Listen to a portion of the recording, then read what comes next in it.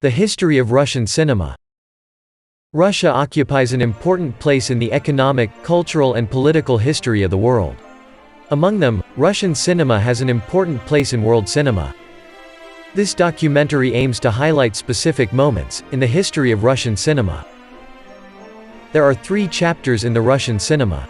1. Russian cinema of the pre-revolutionary feudal era. 2. Soviet cinema after the revolution. 3. Cinema in capitalist Russia, established after the collapse of the Soviet Union. Before approaching Soviet cinema, it is worth considering how cinema was born in pre-revolutionary Russia. Cinema in Russia begins with the cinematography of the Lumiere brothers. Initially, in 1896, the Lumiere brothers held cinema exhibitions in Moscow and St. Petersburg, and the first production of Russia as a documentary film was born in the same year. Titled Coronation of Nicholas II, this work was a depiction of the coronation ceremony of Tsar Nicholas II of Russia. After attending a Lumiere film show, organized by Charles Oman, at the Nizhny Novgorod All-Russian exhibition, on 1896, Maxim Gorky's first impression of witnessing motion picture became famous. Here I shall try to explain myself, lest I be suspected of madness or indulgence in symbolism. I was at Oman's and saw Lumiere's cinematograph, moving photography. The extraordinary impression it creates is so unique and complex, that I doubt my ability to describe it with all its nuances. The first fictional film produced in Russia was Alexander Drankov's film, Stenka Razin, made in 1908. Until 1917, the era of Russian cinema belongs to the pre-revolutionary era. And with the biggest upheaval in Russian society, after the October Revolution of 1917, cinema also underwent a revolutionary transformation. After the October Revolution, in Russia under Tsarist rule, revolutionary changes in social, economic, political and cultural aspects began, and it became clear that it was essential to create educational developments in Russia, where literacy was very weak. Lenin realized that cinema can do a special role for educational, as well as cultural progress. According to Lenin, the cinema is for us the most important of the arts. The reason for this is that cinema has the ability to provide a lot of knowledge and experience in a short period of time. Following Lenin's intervention, film was given a key place in the program for reviving culture and education. In 1919, the first film institute in the world, VGIK, Vysokoyezhny Государственный Institute Kinematography, was founded in Moscow, as a result of the nationalization of the film industry. The film research of its principal investigator, Lev Kuleshov, marked the start of integrated cinema. Lev Kuleshov's research, which led to the founding of the Moscow Film Research Institute, produced the fundamental understanding necessary for the principles of coherence. Kuleshov made a new concept of how to analyze, edit, and extract new meanings from films. As a result of his research, a new theory of image juxtaposition is created. Kuleshov studied what transpired when 3 unrelated frames were combined. It was with this that attention was drawn to the use of fragmented scenes in the cinema, which had been continuous long scenes until then. His research is simply, there first shown a human face, then shown a scene of a bowl of food, and then shown the same face again. Now the hunger can be seen in the face, that didn't show any emotion at first. Then he turns to a scene of a beautiful young woman and shows the same human face again. Now the passion or desire can be seen in it. Then again, a scene of a child's coffin is shown and the same human face is shown again. Now the sadness can be seen in that face, instead of hunger or desire. This is also known as the Kuleshov effect. This wonderful discovery was later developed as montage theory by Sergei Eisenstein, a student who studied cinema under Kuleshov. Eisenstein also pioneered design, using coherence as a rule.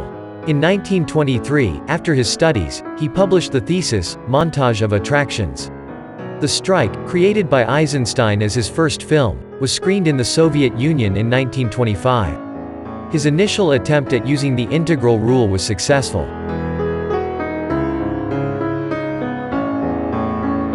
After that, he produced Battleship Potemkin, which is a fantastic work deserving of recognition on a global scale, as one of great movies. It tells about the difficult life of the sailors of one ship in Tsarist Russia and how they stand up against the oppression that is happening to them.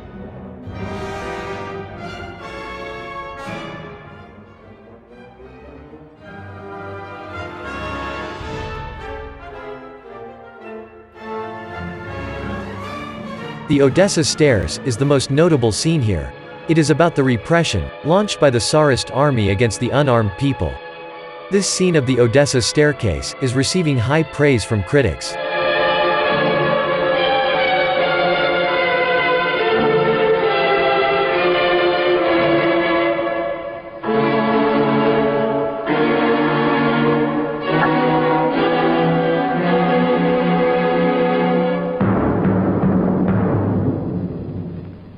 There are 5 fundamental differences in the Soviet integration rule, presented by Eisenstein. Metric montage. Metric montage means, shots are cut after a predetermined number of frames, regardless of the content or what is occurring in that shot, and this is done, because restricting duration in this way is a really effective way, to up the drama and intensity. Using metric montage in the video edit is a really effective way, to create this sense of chaos or pandemonium-like time, is just relentlessly marching on, regardless of what is happening in the character's journey, at that given point. Intellectual montage. It can be described as the putting together and placing one after the other, of 2 seemingly unconnected images, to produce a third notion in your head. You, the viewer, might also be familiar with it as the Kuleshov effect. A Talk with Hitchcock, the great director demonstrates one of the most fundamental tools at a filmmaker's disposal, the Kuleshov effect. Now we have a close-up. Let me show what he sees. Let's assume he saw a woman holding a baby in her arms. Now we cut back to his reaction to what he sees. And he smiles. Now what is he as a character? He's a kindly man. He's sympathetic. Now, let's take the middle piece of film away, the woman with the child, but leave his 2 pieces of film as they were. Now we'll put in a piece of film of a girl in a bikini. He looks, girl in a bikini, he smiles. What is he now? The dirty old man. He's no longer the benign gentleman who loves babies. That's the difference. That's what film can do for you.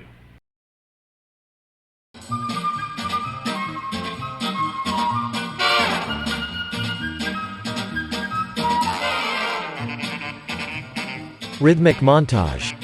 Here, several scenes with background music are brought to the audience, thereby generating a broad idea of the entire event in the audience. It can be used to great effect to create an incredible sense of building tension and excitement in your edits, which is why it is most frequently used in movie trailers. Using this technique, cuts, in your edit, are matched to music as it builds, swells, falls, and rises, and to its beats. It is also matched to sound effects and to on-screen actions.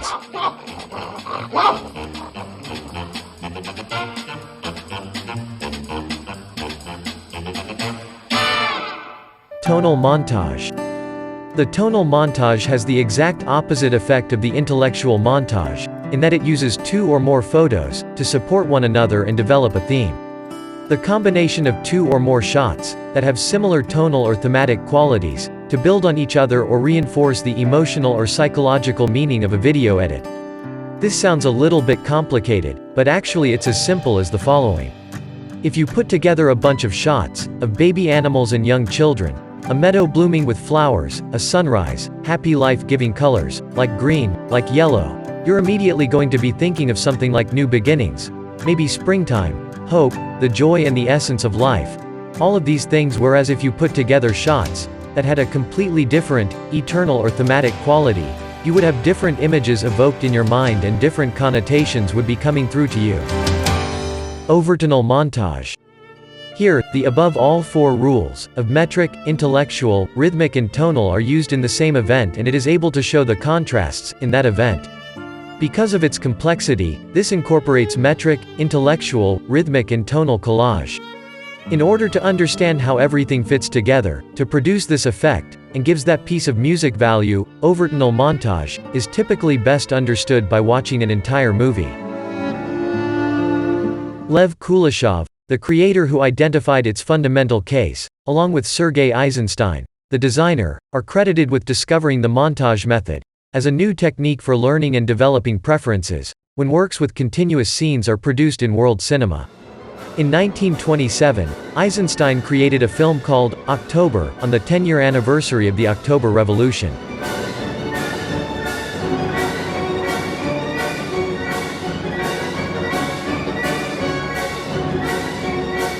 Vsevolod Pridovkin and Alexander Dovzhenko created high-quality cinematographic works, as other creators who were engaged in cinematography at the same time. The Mother and the End of St. Petersburg were completed by Prabadovkin.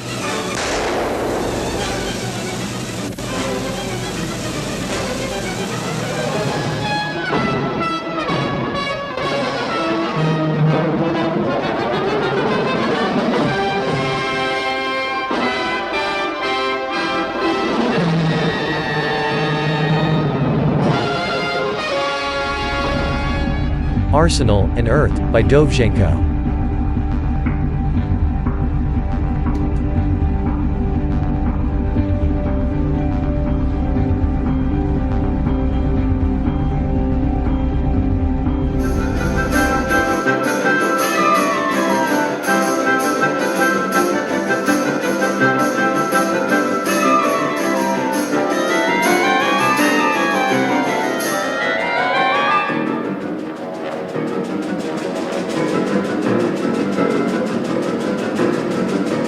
Asfir Shub, the artist who contributed with direction, editing and screenwriting, is the first to be talked about as the first female filmmaker in Soviet land.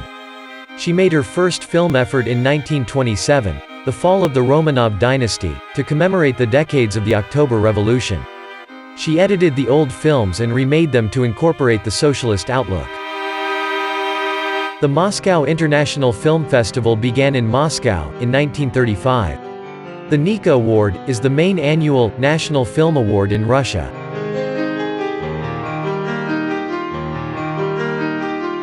The use of color in cinema came after the Second World War, and color films such as The Stone Flower, Ballad of Siberia and Cossacks of the Kuban were born.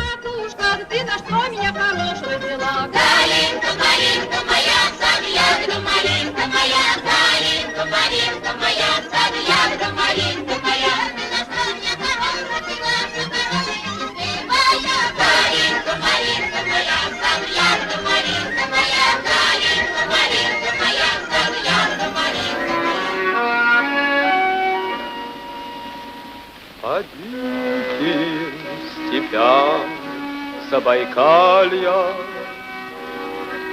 где золото роют гора, бродяга судьбу проклиная, тащился с умой на плечах.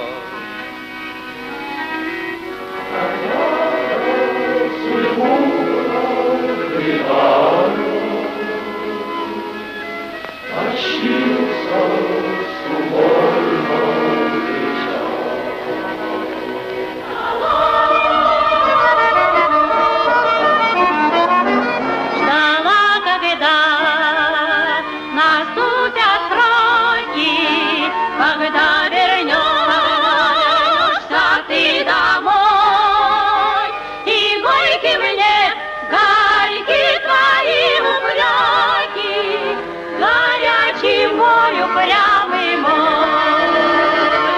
Горьки мне, горьки твои упреки, горячий мой, упрямый мой. Ballad of a Soldier, The Cranes Are Flying and the 41st, are also important cinematic works of the 50s.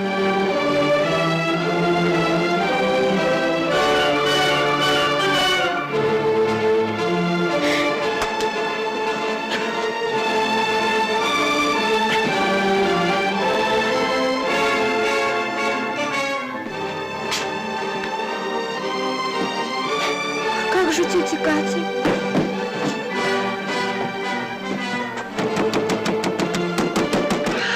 Дорогие матери, отцы, братья и сестры, счастье нашей встречи безмерно, ликует сердце каждого советского человека. Радость поет в сердцах. Эту радость нам принесла победа. Мы все ждали этих счастливых минут. Мы мечтали о них в самые тяжелые дни сражений. Но мы не забудем тех, кто остался на полях великих битв. И пусть трещит старая сволочь. Нет идеалов, нет родины. Вся пустошена, выпотрошена. Вот от этой пустоты и гибнет. Черт, тысячи правд. Правда немецкая, правда русская, мужичья, господская, большевистская. А? Черту! Не хочу никакой правды, кроме своей.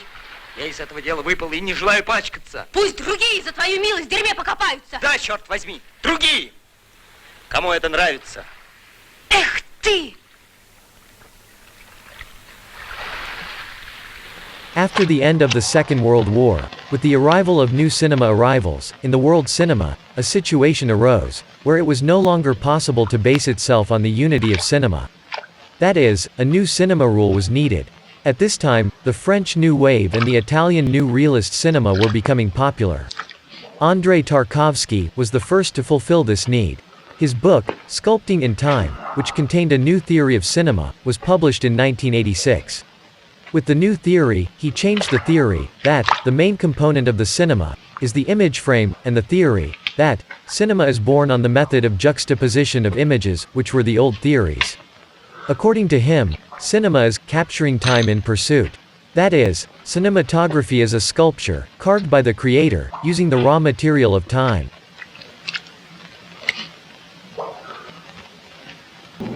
Andrei Rublev, 1966.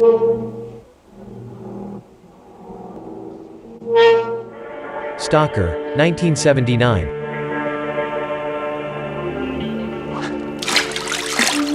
Solaris, 1972.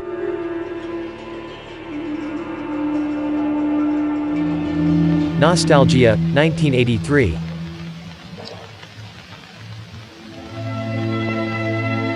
The Mirror, 1975. Это так понятно. Я люблю тебя.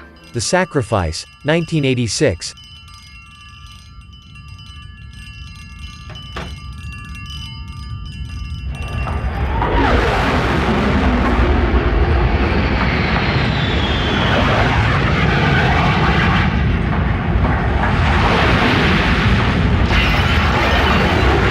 And Ivan's Childhood, 1962, are important among Andrei's works.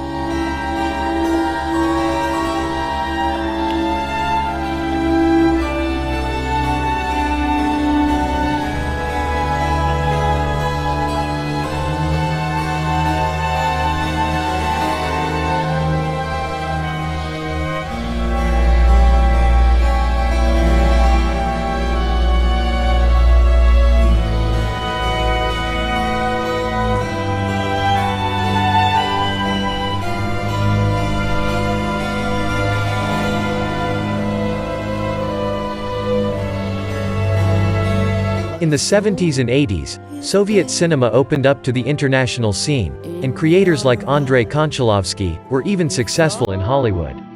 Maria's Lovers, 1984.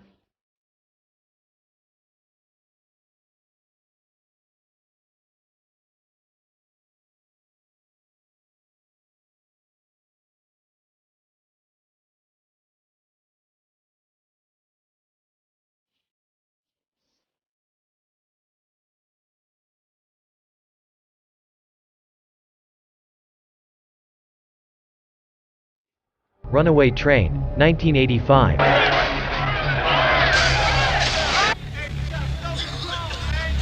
Push me. Please, try again, and I'll send you out of here in plastic. He wants me to jump the wall.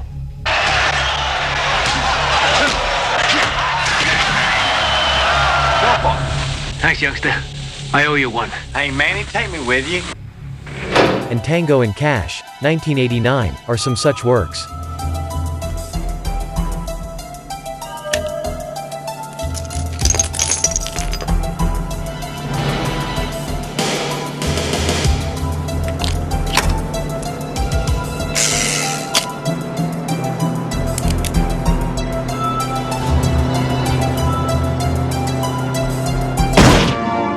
At the beginning of the 90s, the Soviet Union collapsed and it became Russia. Even in the post-Soviet period, it is seen that Soviet cores remain intact in the cinema. Alexander Sokurov is one such post-Soviet trendy. However, from around 2000, Russian cinema, which started a parallel journey with Hollywood cinema, completely economically, ideologically and culturally, started producing high-quality works in it. Films like His Wife's Diary and Dreaming of Space by Alexei Yukatel, Night Watch by Timur Bekmambetov, Protectors of light and the warriors of darkness. Flight Crew by Nikolai Lebedev are exceptional Russian movies.